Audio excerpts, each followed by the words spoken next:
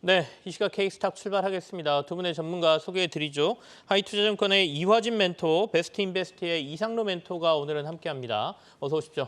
네, 안녕하세요. 반갑습니다. 네, 첫 주제부터 보겠습니다. 첫 주제 저희가 위메이드 가져왔습니다. 위믹스 어제 이제 법원 판결 최종 난다라고 말씀드렸고 장 마감 이후에 이제 최종적으로 상패로 법원에서 판결을 했죠. 그렇다 보니까 이제 관련주들이 오늘 크게 하락하는 모습이고요. 결국 위믹스라는 가상자산 플랫폼 그리고 가상자산의 얘기입니다만은 위메이드가 워낙 결부가 돼 있기 때문에 시장에 관심이 큽니다. 오늘 이제 장영국 대표가 그 유튜브 TV에 나오기로 했다가 취소한 것도 이제 말들이 좀 많은 상황이죠.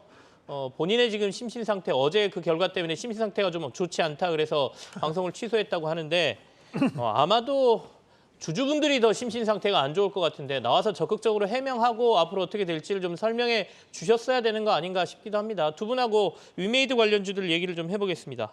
먼저 이화진 멘토부터 좀 해주시겠습니까? 네, 일단은 이제 기각되게 되면서 결국 이제 위믹스가 할 수 있는 방법은 이제 해외에 있는 이제 거래소로 이제 새롭게 상장하는 이슈밖에 없는 것 같고요.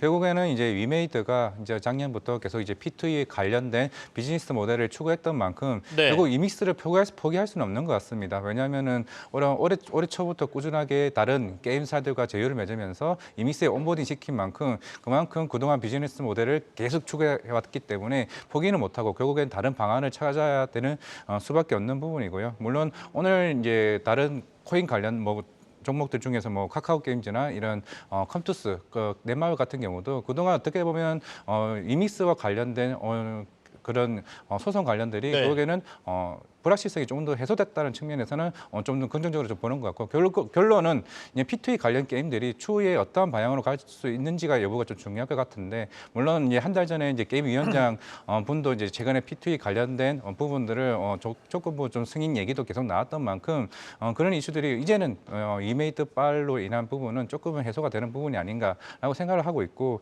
자체적인 위메이드는 결국에는 추후에 물론 이번 지스타에서도 내년에 신작이 나올 게임들이 부분도 나오고는 있지만은 네. 그런 부분은 아직까지는 위메이드를 반등시키기를 조금 부족하지는 않나 좀 생각하고 있습니다. 결국에는 위믹스와 관련된 리스크가 어떻게 보면 해소됐다는 차원, 그러니까 주가도 그 기대감 때문에 올랐던 것들 거의 다 빠져 있고 이제는 위메이드가 가지고 있는 게임과 관련된 본업과 관련돼서 우리가 좀 더 본다라고 하면 리스크 해소로 볼 수도 있다 이런 말씀이시네요. 이상로 네. 멘토께서는 지금 그 위믹스 사태라고 표현을 해도 될까요? 여기에 대해서는 네. 어떻게 해석하고 주가 움직임에 대해서는 앞으로 어떻게 봐야 될까요? 일단은 그 대표이사의 공식적인 발언 앞으로 나오기는 조금 저는 좀 힘들 거라고 보고요. 네. 왜냐하면 일단 위믹스가 상패가 결정돼 버렸는 상황이기 때문에 앞으로는 이제 법적인 소송에 대한 부분 자체도 저는 대표이사 입장에서 상당히 준비를 할 거라고 저는 보거든요. 그러면 꼬투리가 잡힐 수 있는 공식적인 발언들은 최대한 자제할 가능성이 대단히 높습니다. 그렇기 때문에 공식적인 행사라든지 또는 발언들을 최대한 좀 자제를 해가면서 앞으로 안위를 좀 더 챙길 가능성이 저는 좀 높다고 보고 우리가 여기서 추가적으로 좀 봐야 되는 것이 분명히 이제 소송건들이 앞으로도 잡힐 가능성이 대단히 높다는 건데요. 그러면서 이제 우리가 이 위메이드에 대한 게임적인 측면보다는 최근까지도 이런 위믹스에 대한 가상화폐 기대감이 주가에 대한 부분에서 큰 영향력을 발휘했고 그러면 앞으로에 대한 이런 투자 심리 자체가 단기간에 해석되기는 상당히 어렵다라고 좀 보는 입장입니다. 그러면 결국 이 가상화폐 시장이 재정 건전성에 대한 부분 자체로 다시 한 번 더 희석되기 전까지는 주가에 대한 반등이 나오더라도 그 반등세는 크지 않을 가능성이 대단히 높다라는 부분으로 본다면 최소 6개월에서 한 1년 정도는 우리가 행보 내지 조정을 좀 거치면서 네네. 다시 한 번 더 이 가상화폐 시장이 다시 한 번 더 그 강한 상승세, 그러니까 반등세를 좀 보일 때 이 위메이드에 대해서 다시 관심을 좀 가질 필요가 있지 않나라는 말씀을 좀 드리고요. 우리가 이 위메이드의 대표적인 게임으로서 이제 미르4라는 게임이 있는데요. 네네. 이 미르4라는 게임이 글로벌 서버에 대해서 큰 인기를 끌었던 작년 8월 달에 인기를 끌었던 이유가 결국에는 이 P2E에 대한 부분 자체가 이슈화가 되면서 인기가 크게 올라왔다는 거죠. 그전까지는 큰 인기를 얻기는 좀 힘든 게임이었습니다. 그런 부분 자체를 감안한다면 당분간은 우리 개인 투자분들은 좀 삭제를 해놓으셨다가 네네. 이 가상화폐 시장이 다시 한 번 더 반등을 붙였을 때 그때 한번 관심을 가져보는 전략으로 말씀을 좀 드리고 싶습니다. 미르포 게임도 인기를 끌었던 건 결국에는 가상화폐하고 연관돼 있는 P2E에 대한 기대감 때문이었다. 이런 해석이시고요. 사실 작년 한 8월부터인가요? 8월부터인가 이제 위믹스 얘기 나오고 그러면서 위메이드 주가가 굉장히 급등을 했죠. 그래서 24만 5천 원까지 올랐다가 지금 거의 급등하기 전 수준 한 3만 원대 초반, 2만 원대로 내려와 있는 상황이기 때문에 이제 제자리로 돌아왔다. 마치 데칼코마니처럼 이렇게 접으면 같은 모양새로 지금 들어와 있는 상황입니다. 앞으로 이상로 멘토께서는 계속해서 이 가상자산과 관련된 불확실성이 주가에 좀 영향을 보일 수 있다라고 전망을 하고 계시니까요. 조금 위메이드에는 조심하셔야 된다. 당분간 6개월이나 1년 동안 이 이슈에 고생을 좀 할 것이다. 이렇게 전망을 해주셨습니다. 주식을 가지고 계신 분들은 굉장히 마음 아프실 것 같고 어떻게든 위믹스라는 이 가상자산이 해외에서라도 거래가 된다는 이슈가 나오면 그나마 조금 뭐 여러 가지 괜찮을 것 같긴 한데 아무튼 이 이슈는 조금 더 둘러보셔야 될 것 같습니다. 다음 이슈로 넘어가겠습니다.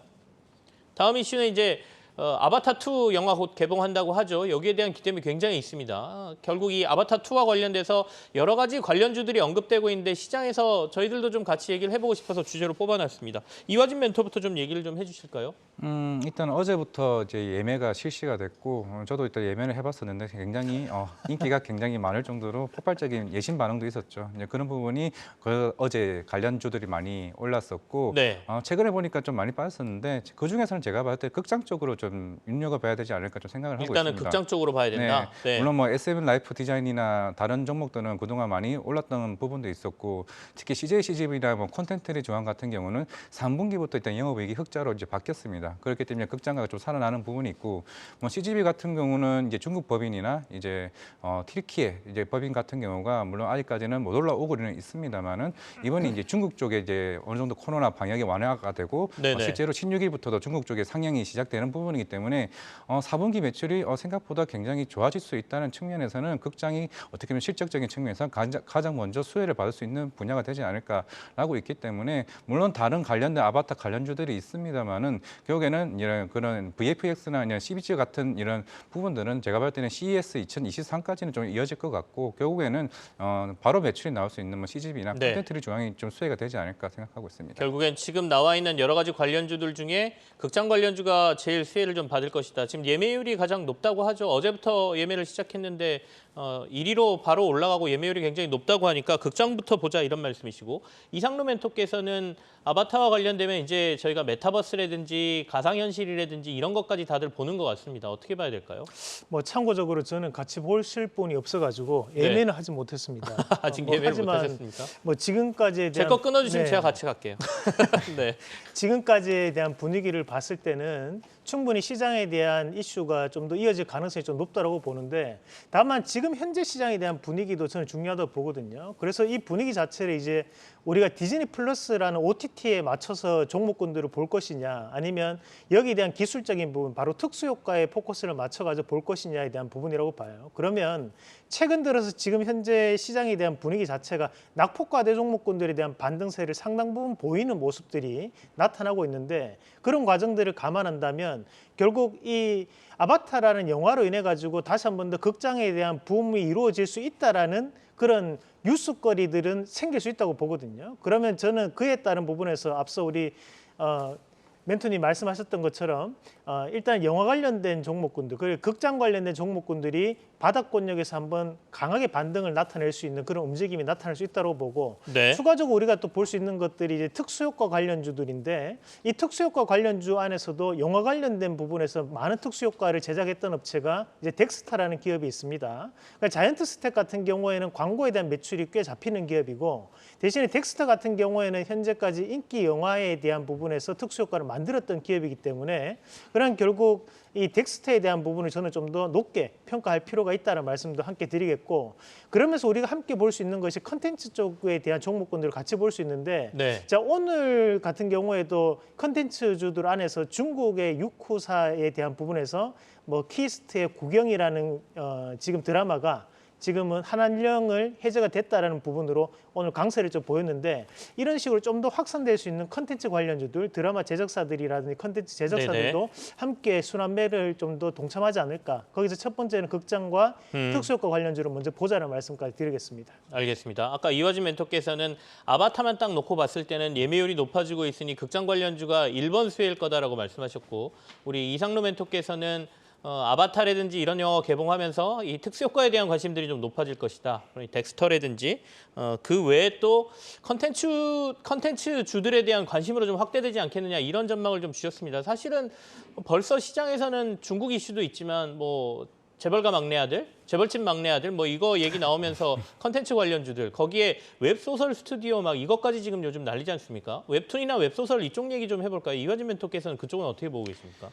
최근에 뭐 넷플릭스를 보시는 분들은 아시겠지만은 최근에 네이버 웹툰 쪽에 있던 컨텐츠들이 이게 애니메이션화 시켜가지고 네네. 이제 그만큼 컨텐츠가 확장성이 좀 되는 모습들을 최근에 보이고 있습니다. 뭐 애니플러스나 뭐 여러 종목들이 있습니다만은 그만큼 이제 가지고 있는 이제 IP 자체가 시장에서 큰 관심을 가지고 있죠. 뭐 미스터 블루도 최근에 급등해야 모습이 있고 실제로 재벌집 막내 아들도 이런 웹툰 소설을 기반으로 해서 나왔던 작품들이기 때문에 결국에는 우리가 기존에 네이버 카카오로 얘기를 많이 했던 이유도 결국에는 콘텐츠가 얼마만큼 북미 시장이나 일본 시장에 성장할 수 있는 여부가 기존의 이커머스 시장보다 조금 매출이 더 기대했던 부분이었고 그렇기 때문에 최근에 뭐 외모지상주의나 신의 탑 같은 부분들이 넷플릭스에 꾸준히 하나씩 지금 신규작들이 계속 나오고 있습니다. 그만큼 이제 웹툰 플랫폼 자체가 이제 시장에서 크게 중요성이 좀 부각되는 부분이 아닌가라고 생각하고 있습니다. 네, 알겠습니다.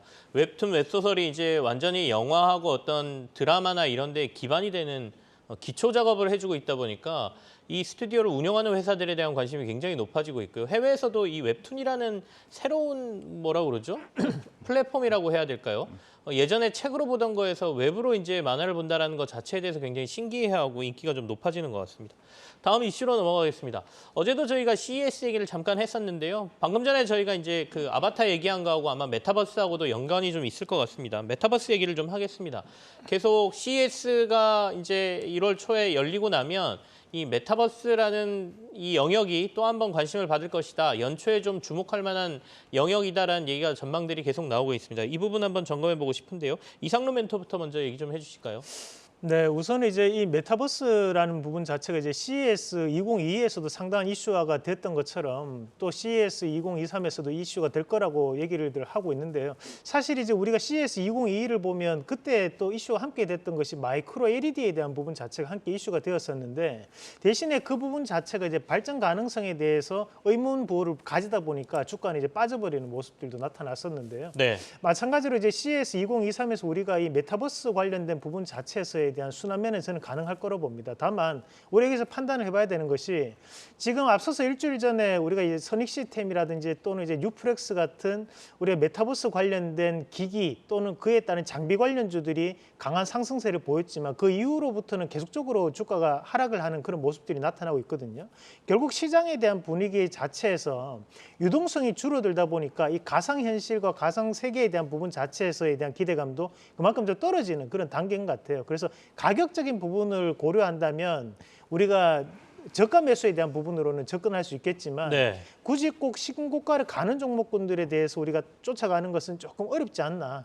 차라리 지금 모아간다면 지금부터 우리가 미리 좀 더 준비를 하면서 이 CS 2023을 좀 바라보는 전략이 맞지 않을까라는 말씀까지 함께 드리면서 이 이슈는 좀 더 지속적인 이슈로 발전 가능성은 있다. 대신 신고가에 대한 부분 자체는 좀 조심할 필요가 있다는 말씀도 함께 드리겠습니다. 좀 많이 빠져 있으니까 저가 매수의 관점으로 네, 접근하고 CES 때 이제 반짝 이렇게 오를 때는 있겠지만 이게 지속해서 상승을 한다든지 신고가를 또 한번 뚫는다든지 이러기는 좀 힘들어 보인다 이런 말씀이시죠? 네, 맞습니다. 이화진 멘토께서는 어떻게 보세요? 물론 앞에서 아까 아바타 얘기도 했었지만은 이제 아바타 1에 처음 나왔을 때 2009년에 이제 시장에서 관심을 받았던 게 그때는 3D 기술이 굉장히 시장에 관심을 받았고 네. 뭐 추후에 뭐 4배, 5배도 꾸준히 갔었습니다. 하지만 이번에 만약에 아바타 2가 나오고 그대로 CES까지 이어진다고 하게 되면은 결국에는 메타버스나 이런 XR 기기로 인한 부분들이 정말 기술적인 회사가 어느 회사가 있느냐에 따라서 더 관심을 받을 수 있을 것 같고 그러면 이제 내년에 나올 뭐 애플이나 뭐 뭐 다른 아마존이나 구글과 같은 이런 부분들도 이런 메타버스 관련 뭐 영화나 뭐 레디 플레이 원 같은 영화들도 그만큼 올해 초에 시장에 관심이 많았던 만큼 이번 만약에 CES 2023에서 나왔던 부분들이 기술이 굉장히 획기적인 부분이 나온다라고 하게 되면은 물론 주가적 측면에서도 좀 긍정적일 수 있을 것 같고요. 그리고 뭐 내년 한 해에는 뭐 메타버스 관련주로도 좀 움직일 수 있는 부분도 있지 않을까 좀 생각하고 있습니다. 네. 그렇다면 이게 뭐 단기든 장기든 CES를 기점으로 해서 저희가 혹시 메타버스에 한번 투자를 해보겠다라고 마음 먹고 계시는 분들도 계실 것 같아서 두 분이 이 시기에 내가 메타버스 종목 투자한다 그러면 어떤 종목이 좀 눈에 가시는지 뭐 탑픽이라고 할까요? 하나 꼽아보실까요? 이상로 멘토부터 먼저 얘기해 주시겠습니까? 저는 개인적으로 이제 덱스터라는 기업을 좀 봐야 된다고 보는데. 앞서 이제 덱스터 말씀하셨죠? 네, 맞습니다. 이게 그 영화인들 사이에서도 또 한 가지에 대한 그 돌아다니는 미신 같은 것들을 좀 믿으시는 분들도 많으세요. 네. 그러면 이제 우리가 그 덱스터가 만들었던 영화들이 페르사이트에 들어가는 기생충에 들어가는 그 특수 효과, 네. 그리고 그 전에는 신과 함께, 그리고 그 전에 또 승리호.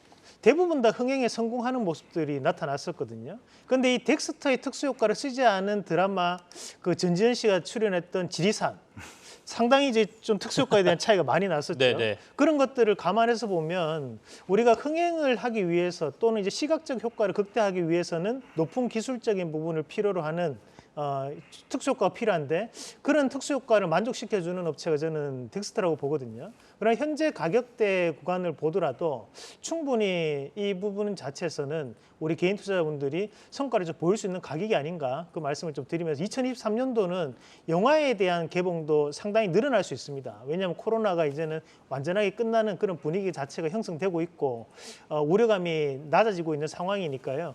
그런 것들 좀 감안해서 우리가 덱스터에 대한 관심을 좀 가져보자는 말씀까지 드리겠습니다. 덱스터가 한 10,000원 이하로 내려갔다가 지금 한 16,000원까지 올라와 있는 상황이네요. 14,000원, 15,000원 이렇게. 네, 맞습니다. 그러면 이 지금 주가 가격대에도 접근해 볼 만하다 이렇게 보시나요? 작년에 이 덱스터가 시가총액 1조가 넘으면서 가격으로 따지면 53,000원 주가까지 올라왔었는데요. 그 가격대의 절반 가격이 26,000원이죠. 그런데 현재는 이제 14,750원 가격이 형성돼 있는데 저는 과거처럼 다시 한번 더 10,000원대 밑으로 내려가는 건 좀 힘들다고 봅니다. 네네. 그래서 현재는 재평가를 받는 구간이니까 적어도 20,000원 이상까지는 한번 시세가 나오지 않을까라는 말씀을 좀 드리겠습니다. 알겠습니다. 이화준 멘토께서는 어떤 종목이 눈에 들어오십니까? 저도 일단 텍스트를 하고 싶었는데 일단은 뭐 위지 스튜디오로 텍스터 제외하고 그러면. 네, 위지 스튜디오도 뭐 VFX 쪽으로 워낙 네. 이제 기술력이 있는 회사고 최근에 뭐 재벌집 망라도 이슈도 있었고 제가 볼 때는 이제 OTT 관련해서도 좀 중국 쪽도 같이 봐야 되지 않을까 좀 생각하고 있습니다. 뭐 최근에 한한령 해제 기대감도 계속 나오고 있고 실제로 중국 OTT 기업이 뭐 아이치 기업이나 뭐 텐센트 비디오와 같은 부분들도 실제로 제작비에 대한 수요가 나오게 된다고 하게 되면은 그만큼 우리나라 같은 경우도 이미 기생충이나 이런 부분도 어느 정도 기술력이 인정받았던 부분이었기 때문에 충분히 중국 쪽도 나오게 되면은 좀 더 시장 파이가 더 커지지 않을까 좀 생각하고 있습니다. 알겠습니다. 우리 이화준 멘토께서는 위직 스튜디오가 좀 괜찮아 보인다. 원래 원픽은 똑같이 덱스터이셨던 거죠. 네. 그렇게 보면 덱스터에 대해서 전문가들이 조금 올라갈 가능성 또는 지금 투자해도 괜찮은 시기다 이렇게 보고 계시는 것 같습니다. 참고하시기 바라겠습니다. 다음 이슈로 넘어가죠. 오늘 이제 신문 지상에 우리나라 의료기기 회사의 미국의 모 사모펀드, 그러니까 캐피탈그룹이라고 나중에 또 기사에 나오던데요. 캐피탈그룹은 이제 가치 투자를 전문으로 하는 회사다라고 많이 알려져 있는데 미국의 캐피탈그룹이 대규모 투자를 진행하고 있다. 뭐 이런 기사들이 나왔습니다. 그래서 K 의료기기에 대한 관심이 좀 늘어나는 것 아니냐라고 보고 있는데요. 이 얘기를 같이 좀 나눠보겠습니다. 이화진 멘토부터 좀 얘기해 주시겠습니까? 결국에는 이제 코로나 이제 팬데믹 이후에 이제 시장에서 관심받던 게 미용기기 의료였고 결국에는 올해 초까지도 계속 실적이 꾸준하게 나왔습니다. 결국 3분기 자체도 어떻게 보면 계절적 비성수기임에도 불구하고 굉장히 실적이 탄탄하게 나왔다는 부분. 물론 북미 시장이 전 세계에서 40% 이상을 차지하는 만큼 북미 시장이 굉장히 큰 부분인데 중요한 건 일단은 뭐 중국이나 결국에는 남미, 아시아 쪽에서 미용기기에 대한 이제 수요가 굉장히 크다는 측면에서 측면에서 좀 긍정적으로 봐야 될 것 같고 대신에 이제 추후에 이제 미용기기가 계속 팔리게 되면은 변할 점이 그만큼 이제 피부과나 이런 개원들이 굉장히 많이 생기게 되면은 그만큼 공급도 굉장히 제가 봤을 때는 많아질 것으로 보이고 있습니다. 그러면 P가 줄어들고 Q가 늘어난다라는 측면에서는 이제 미용 의료기기가 좀 굉장히 좀 많아지지 않을까라는 측면에서는 일단 Q라는 측면에서는 내년 상반기까지 좀 괜찮아질 수도 있다라고 생각을 하고 있고 그만큼 또 수출도 굉장히 많은 부분이 있기 때문에 최근에 물론 환율이 오늘은 1,312원이긴 하지만은 네. 추후에 환율의 영향도 제가 볼 때는 조금 무시하지는 못할 것 같기 때문에 그런 부분도 염두에 두고 결국 미용기기 자체는 실적이 계속 그동안 계속 견조해 왔던 부분은 조금 긍정적으로 봐야 될 것 같습니다. 네. 그 앞서 제가 말씀드린 회사는 JCC 메디칼입니다. 미국 3대 운용사에서 지분 5%를 매수했다. 오늘은 1%대 강세를 보이고 있습니다만은 이거는 이제 장기적으로 회사의 강점을 보고 대규모 매수가 들어왔다 이렇게 해석을 하는 거죠. 이상로 멘토께서는 JCC 메디칼부터 시작해서 그 외에도 저희가 주목하는 뭐 K 의료기기 회사들이 좀 있을 거 아닙니까? 어떤 데들이 눈에 보이시나요? 우선은 이제 이 의료 기기 업체들 같은 경우에는 네. 우리가 이제 K 뷰티 산업에 대해서 영향을 꽤 많이 받는 부분으로 우리가 해석을 좀 해줄 필요가 있는데요. 뭐 잘 모르는 외국인들 입장에서는 대한민국을 생각하면 이런 화려하고 또는 수려한 외모를 가진 뭐 미인과 미남이 많은 나라다. 뭐 그렇게 생각하는 외국인들도 많더라고요. 그만큼 이 K 뷰티 산업 자체가 전 세계적으로 확장이 되어 가면서 그에 따른 부분에서 이런 피부 미용 의료기기라든지 일반 의료기기에 대한 판매 매출도 크게 증가하고 있는 그런 양상들인데 우리가 이런 의료기기 관련된 기업들에 대한 부분 자체를 투자하실 때 한 가지 눈여겨봐야 되는 점 중에 한 개가 크게 두 가지 매출로 나뉩니다. 하나가 이제 장비 매출이고 하나가 이제 부품 매출인데요. 네. 부품 매출은 말 그대로 소모품에 대한 매출이기 때문에 장비 매출이 크게 증가를 하고 있는 상황에서는 부품 매출이 낮아질 수밖에 없고 대신에 장비에 대한 매출 자체가 조금은 둔화되는 양상이 드러난다면 그때는 또 소모품에 대한 매출이 늘어나는 그런 구조를 가지게 됩니다. 하지만 다행스럽게도 현재 대한민국의 의료기기 기업들이 대부분 다 이 장비 매출 자체가 증가하고 있는 양상들이거든요. 그 말은 전 세계적인 수출 물량들이 꾸준하게 늘어나고 있는 그런 시점을 얘기한다고 저는 판단해요. 그러면 지금 운용사에 대한 부분에서 지분 매수가 들어왔던 기업 제이시스 메디칼이라는 기업이지만 그 외적인 부분은 피부 미용 의료기기 관련해서 점유율이 가장 높은 기업 중에 한 개가 이제 클래시스라는 기업이 있고요. 그리고 이제 우리가 점유율 3위 정도 되는 기업이 이제 하이로닉. 그 네. 최근 들어서 이 피부 미용 의료기기가 또 뜨는 산업 중에 종목군들이 뭐 비올 같은 기업들이 있는데 우리 시청자분들이 접근하기가 가장 쉬운 기업은 클래시스 같은 기업이 좀 될 것 같아요. 그래서 다시 한 번 더 지금 4분기 환율 효과까지도 접할 수 네네. 있는 그런 단계이기 때문에 정고점까지에 대한 출하의 가능성을 좀 더 열어놓고 대응해보자는 말씀도 함께 드리겠습니다. 알겠습니다. 미국의 운용사는 제이식스 메디컬을 많이 샀다고 하지만 우리 개인 투자자들이 또 접근할 만한 게 클래시스라는 종목. 이 부분은 괜찮을 것 같다 또 이렇게 조언을 하셨으니까요. 투자에 참고해 보시길 바라겠습니다. 자, 다음 이슈로 넘어가죠. 다음 이슈는 5G 관련된 이슈를 저희가 뽑았습니다. 내년에는 5G가 진짜로 돈을 많이 벌 것이다. 이게 약간 양치기 소년 같은 느낌이기도 하고요. 5G는 항상 얘기했다가 사라지고 했던 이슈기도 하고 통신사들이 5G에 그렇게 많이 투자 안 한다라는 비난도 많이 받고 있는데 5G 얘기 좀 해볼까요? 5G 최근에 제가 얘기했던 건 사우디 관련해서 5G 장비 얘기를 좀 했던 것 같습니다. 이거는 이상로 멘토부터 먼저 하시겠습니다.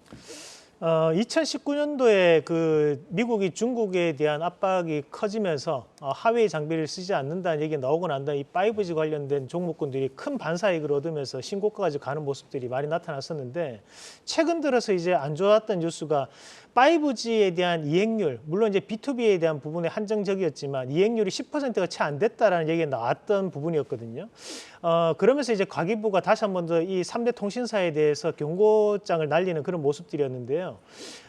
하지만 이제 그 후속적인 부분에서 우리가 기대를 하는 것은 SK라든지 KT라든지 LGU+ 같은 통신사들이 앞으로 그러면 이 5G에 대한 기지국인 안테나라든지 중계기를 좀 더 확장시킬 것이다. 라는 기대를 하지만 아직까지는 그렇게 큰 움직임 자체는 나오지 않고 있어요. 그만큼 통신 사업 자체가 국책 사업과도 함께 연결되는 부분이다 보니까 여기에 대한 예산이 얼마 정도가 반영될 것이냐에 따라서 저는 내년에 대한 5G에 대한 기대감이 달라질 수 있다고 보거든요. 네. 절대로 통신사들이 본인 돈으로만 짓지는 않습니다. 그런 과정 자체를 감안해서 보면 지금 뭐 그런 기대감 자체는 저는 충분히 반영이 될 수 있다고 보고 대신 그런 기대감은 우리가 무작정 여기서부터는 반등이 나올 수 있다라는 부분보다는 개별적 이슈에 좀 더 접근하는 전략이 좀 필요하다고 보고요. 그러면 결국 5G에 대한 부분 자체에서는 신규적인 증설이 필요한 상황이기 때문에 안테나 중계기 기지국 관련주로 좀 더 한정적인 부분에서 접근해 보신 전략. 그중에서 대표적인 기업으로 저는 HFR이라든지 네. 서진 시스템 이런 기업들은 기관에 대한 매수가 이미 들어와 있는 기업들이기 때문에 눈여겨봐도 좋다라는 말씀까지 드리겠습니다. 중계기 관련, 그러니까 결국에는 투자해야 될 부분에 투자하는 쪽, 네. 이쪽을 좀 눈여겨보자라는 말씀이십니다. 근데 사실 5G는 나중에 자율주행이라든지 이런 서비스가 가려면 기본적으로 깔려야 되는 인프라거든요. 그러니까 가야 될 방향은 맞는데 어느 시점에 본격적으로 투자가 이루어지느냐, 이 부분이 조금 애매한 것 같습니다. 아직은 아니다. 이쪽이 개발돼야 우리는 하겠다. 니네가 먼저 해야 우리가 하겠다. 뭐 이런 것도 약간 있는 것 같고요. 이화진 멘토께서는 5G 이슈를 어떻게 해석하고 계세요? 물론 그동안 뭐 미국의 디시 네트워크사나 버라이즌 쪽에 수주를 계속 꾸준히 큰 금액으로 이제 받았고, 이제 이런 기자재나 이런 관련 장비 업체들도 올해 실적은 하반기 때부터는 계속 이제 좋았던 것 같습니다. 수주했던 부분이 매출로 인식이 되면서 좋아졌는데, 아직까지는 시장에서 보이는 부분은 물론 사우디 네오시티 관련 이슈도 최근에 있었지만은 빈살만 왕사자가 가고 나서도 아직까지 견조했던 주가 측면도 몇 개 종목은 일단 보이긴 하는데, 네. 결국에는 이제 실제로 북미나 일본 쪽이나 이런 부분들이 내년에 더 추가적인 기술적인 이슈가 좀 나야 조금 더 좋아지지 않을까라고 생각을 하고 있고, 더 추가적으로 뭐 최근에 인도네시아나 사우디나 이런 부분들도 추가적인 수주가 나온다 그러면은 결국 삼성전자가 얼마만큼 더 5G에 대한 네네. 투자를 하느냐에 따라 좀 달리지 않을까 생각하고 있습니다. 이재용 회장이 지금 아랍에미레이트 출장 가서 5G 협력 뭐 한다라는 얘기 나오면서 또 5G 관련주들이 좀 올랐거든요. 삼성이 가서 만약에 어떤 대규모 수주 계약을 한다 그러면 관련주들이 어떤 것들이 있습니까? 혹시 이상로 멘토께서 이전의 네. 경험을 살려서 좀 얘기해 주실 수 있어요? 우선은 이제 그 앞서 말씀드렸던 그 HFR이 가장 네. 핫픽이 될 수 있겠고요. 그게 추가적으로 우리가 본다면 이제 KMW가 삼성에 또 안테나를 공급하는 기업이기 때문에 함께 이슈가 좀 될 수 있을 것 같습니다. 그래서 그 두 가지 기업과 그리고 이제 서진 시스템 같은 경우에 우리가 2차 전지 장비도 납품을 하고 있는 상황이기 때문에 서진 시스템 요 세 가지가 뭐 우리가 5G를 얘기했을 때 네. 가장 먼저 움직일 수 있는 종목군들이 아닌가 그렇게 저는 정리를 해드리겠습니다. 알겠습니다. 이화진 멘토께서는 만약에 5G 투자를 한다라면 가장 눈여겨볼 만한 종목은 어떤 걸로 꼽고 계세요? RFHIC를 그나마 좀 5G에서는 조금 네. 공부를 조금 한 게 그나마 이 종목인데, 왜냐하면 5G 그렇게 잘하지는 못해가지고 네네. 그나마 RFHIC 쪽으로는 이제 기지국이나 이런 관련 장비 쪽으로 해서 계속 매출이 3분기부터 굉장히 좀 잘 났던 걸로 좀 기억하고 있습니다. 네. 추후에도 계속 이런 부분들이 계속 매출로 인식될 것으로 보고 있기 때문에 RFHIC 그나마 5G에서 좀 보고 5G 있다. 중에서는 RFHIC. 네. 아, 회사 이름도 좀 어렵습니다. 좀 쉽게 만들어 주셨으면 좋겠어요. 네, 오늘 두 분하고 그 이슈 얘기는 여기서 마무리를 하고요. 관심주 확인하는 시간으로 들어가겠습니다.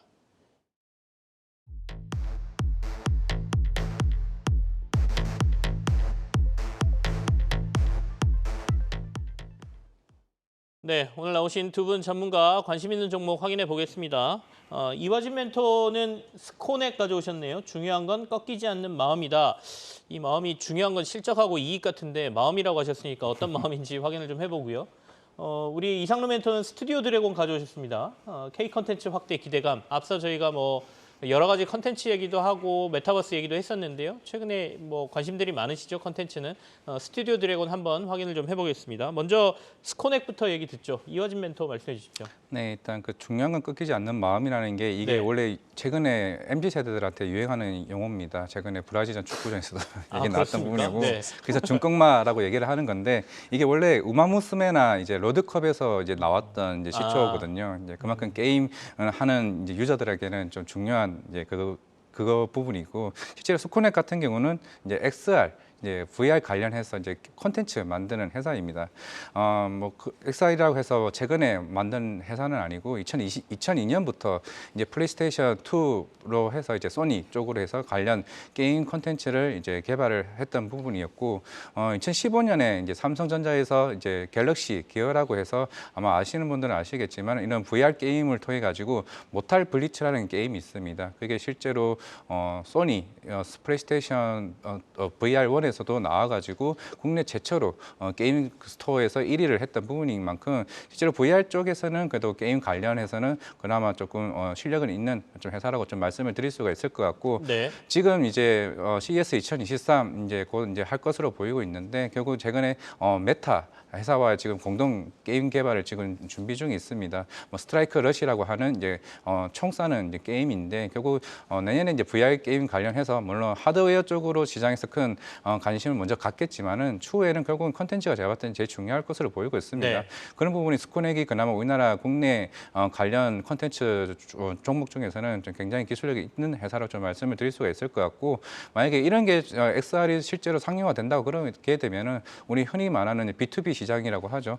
경찰 훈련이나 소방 훈련과 같은 부분들이 실전처럼 행동할 수 있는 콘텐츠를 제작할 수 있는 회사가 스코넥이라 가능한다면은 네. 지금 당장은 실적은 안 좋습니다만은 내년부터는 어느 정도 이런 수주를 받으면서 흑자 전환할 수 있는 모멘텀이 되지 않을까 좀 생각하고 있습니다. 그러면 저희가 목표가하고 손절가는 스코넥 어떻게 보고할까요? 일단 목표가는 제가 한 16,000원 정도로 2만 원대로 제가 목표가 제시를 했던 것 같고 네네. 이제 손절가는 10,000원 제시하도록 하겠습니다. 알겠습니다. 목표가 2만 원에 손절가 10,000원 얘기하셨습니다. 사실 이 스마트 글라스 XR이라고 저희가 얘기하기도 하는데요. 이 기기들이 이제 게임 쪽으로만 저희가 생각하는데 사실 산업 현장에서 지금 현재 많이 쓰이고 있다고 하죠. 안전관리 부분이라든지 직원들 교육할 때 이 XR 기기를 쓰고 하고 있는 데들이 꽤 많다고 합니다. 아마 그쪽으로도 꽤 많은 확산이 이루어지지 않을까라는 얘기를 방금 전에 언급하셨으니까요. 그것까지 좀 같이 보시는 것도 좋을 것 같습니다. 자, 스튜디오 드래곤 얘기 이상로 멘토에게 듣겠습니다. 우선 이제 이 스튜디오 드래곤 같은 경우에는 단일 제작사라고 보기보다는 이제 퍼블리싱 형태의 많은 소규모 회사들에 대한 부분을 제작하고 있는 기업이라고 좀 보시면 되겠고요. 그래서 하단에 보시면 많은 제작사들이 포함이 되어 있습니다. 이 스튜디오 드래곤에 대한 지분을 보면 네이버가 6.25%를 보유하고 있는데 네. 이 부분 자체가 우리가 눈여겨봐야 되는 것이 웹툰과 웹소설 그리고 드라마라든지 영화에 대한 제작화까지 원스텝으로 이어지는 그런 구조들을 최근 들어서 많이들 만들어내고 있거든요.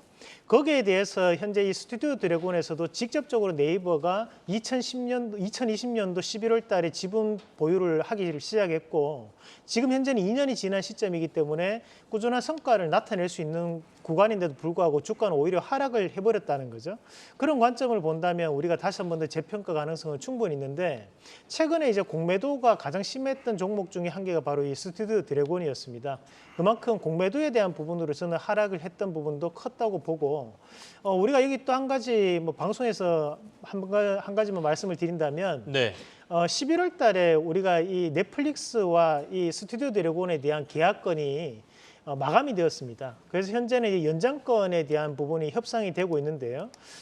넷플릭스가 이 한국 OTT 시장에 진출하고 난 다음에 아시아권 OTT에서 큰 사랑을 받는 이유도 바로 대한민국 콘텐츠에 대한 부분으로 감안한다면 이번 재계약에서는 그전에보다 좀 더 좋은 조건으로 계약을 할 가능성이 저는 높다고 보고 뭐 제가 알기로는 12월 달 안에는 그런 계약건이 네. 결론이 난다는 걸로 알고 있는데 한번 기대를 해보자라는 말씀을 좀 드리면서 1차적인 목표가는 상단에 대한 9만 원 그리고 손절가는 하단에 6만 9천 원 제시해 드리겠습니다. 알겠습니다. 스튜디오 드래곤 넷플릭스하고 재계약 부분에서도 조금은 유리한 입장으로 이번에는 재계약하지 않을까라는 전망을 해주셨고요. 목표가 9만 원에 손절가는 6만 9,900원 제시하셨습니다. 두 분과는 여기서 마무리를 짓죠. 오늘 고맙습니다. 네, 맞습니다. 고맙습니다.